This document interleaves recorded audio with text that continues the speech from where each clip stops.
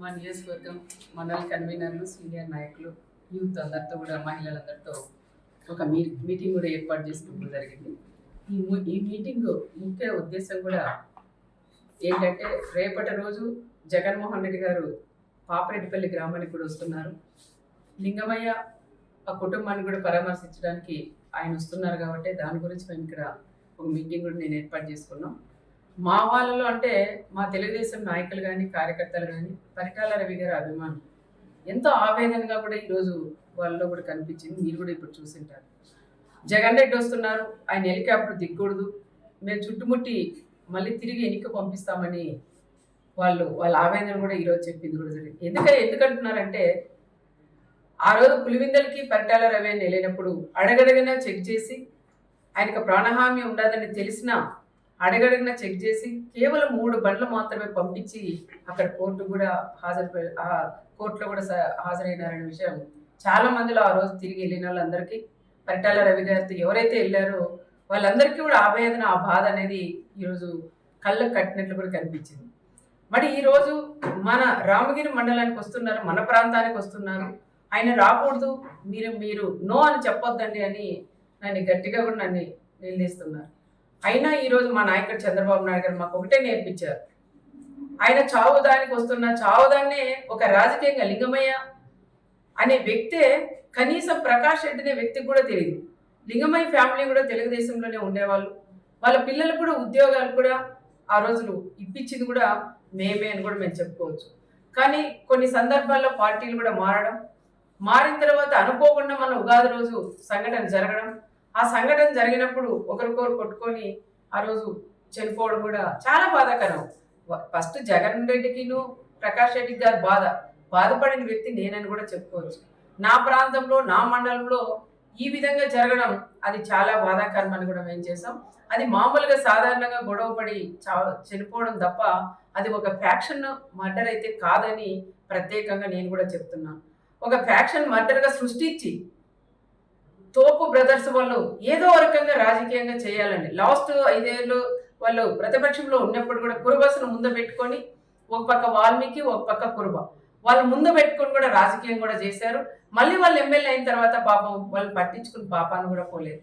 మళ్ళీ ఈరోజు వాళ్ళు ప్రతిపక్షంలో ఉన్నారు కాబట్టి వాళ్ళకి దొరక 9 ఏళ్ళ తర్వాత ఆయన లింగమయ్య చనిపోయాడు కాబట్టి ఆ లింగమయ్యని ఒక రాజకీయంగా వాడుకొని ప్రకాష్ రెడ్డికి కూడా ఆయన జగన్ రెడ్డి కూడా పరిటాల కుటుంబం వాళ్ళు ఈ విధంగా చంపారు, ఒక ఫ్యాక్షన్ మర్డర్ అని చెప్పి ఈరోజు ఆయన్ని ఇక్కడ తీసుకొని రావడం అది ఎంతవరకు సహజమని కూడా కనుక్కోవాలి. ఒకసారి జిల్లాలో ఉండే మాజీ ఎమ్మెల్యేలు అందరూ ఉన్నారు, మాజీ మంత్రులు ఉన్నారు, మా కుటుంబం గురించి కూడా అందరికీ కూడా తెలుసు. కానీ ఈరోజు ఆయన్ని వీళ్ళు వచ్చేదానికి ధైర్యం లేక, ప్రకాష్ రెడ్డి వాళ్ళు వచ్చేదానికి కూడా ధైర్యం లేక ఈరోజు ఆయన్ని పిలిపేయడం అది ఎంతవరకు ఒక్కసారి కనుక్కోవాలా. ఆయన జగన్ రెడ్డి కూడా తెలుసుకోవాలా, అది ఫ్యాక్షన్ మర్డరా, మామూలుగా జరిగిన మర్డరా, ఇది ప్రకాష్ రెడ్డి ఏమైనా రాజకీయంగా వాడుకుంటున్నారనే విషయాలు వాళ్ళు కూడా తెలుసుకునే బాధ్యత ఒక మాజీ సీఎం గారికి కూడా ఉంటుంది. కానీ ఆ రకంగా కాకుండా వీళ్ళలో విభేదాలు పెట్టుకొని ఓ పక్క మాజీ ఎంపీను, ఓ పక్క మాజీ ఎమ్మెల్యే, వీళ్ళిద్దరి మధ్యలో గొడవలు పెట్టుకొని నేను తీసుకురాలా, నువ్వు తీసుకురాలని ఎక్కువ పట్టింపుతో ఈరోజు ఆయన కూడా తీసుకొస్తావు. ఓకే తీసుకురండి, నేను వద్దని చెప్పండి. తీసుకొచ్చిన తర్వాత పాపరెడ్డిపల్లికి వచ్చిన తర్వాత కనీసం ఆ కుటుంబాన్ని పరామర్శించి రెచ్చగొట్టి మాట్లాడుకోకుండా ఆ కుటుంబానికి కూడా న్యాయం చేసి వెళ్ళమని నేను మాజీ సీఎం గారు కూడా చెప్తున్నాం. మా బీసీల నియోజకవర్గం మాది, మరి మీరు బీసీలను అడ్డం పెట్టుకుని రాజకీయం చేస్తున్నారు మీ ప్రకాష్ రెడ్డి వాళ్ళు. మరి రాప్తాన్ నియోజకవర్గం ఎల్లుండి వచ్చి రేపు వచ్చినప్పుడు నువ్వు కూడా ఒక బీసీకి ఇన్ఛార్జ్ ఇచ్చి కూడా పోవాలని ప్రత్యేకంగా నేను జగన్ రెడ్డిని కూడా నేను కోరుకుంటున్నా. నాకన్నా ఎక్కువ ఈ ప్రాంతంలో ఉండే ప్రజలందరూ కూడా అదే కోరుకుంటున్నారు. మా మంత్రి గారు కూడా మాట్లాడినారు, నీకు అంతగా బీసీల మీద నీకు ప్రేమే ఉంటే మరి నువ్వు వస్తావు ఈ నియోజకవర్గానికి వచ్చినప్పుడు, ఈ ప్రాంతానికి వచ్చినప్పుడు నీకు దమ్ము ధైర్యం ఉంటే రేపు ఒక బీసీని అభ్యర్థిగా నువ్వు ప్రకటించగలవా అని నేను కూడా జగన్ కూడా నేను అడుగుతున్నాం. కేవలం ఇది మామూలు హత్యని ఒక ఫ్యాక్షన్ హత్యగా మీరు ఇది తీసుకురావడం అది కరెక్ట్ కాదని మరొకసారి నేను కూడా తెలియజేసుకుంటూ, ఏది ఏమైనా మా వాళ్ళందరితో కూడా ఇప్పుడు నేను మాట్లాడి నిర్ణయం తీసుకొని సమన్వయం పాటించండి. వీళ్ళు గొడవలు పెట్టి కక్షలు పెట్టి ఏదో విధంగా మనల్ని గొడవల్లోకి లాగుతున్నారు. దయచేసి వాళ్ళ ఉచ్చులో పడొద్దండి.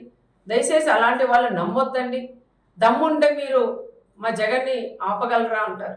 దమ్ముంది, ఎవరు మీరు అవసరం లేదు, నాకు దమ్ముంది.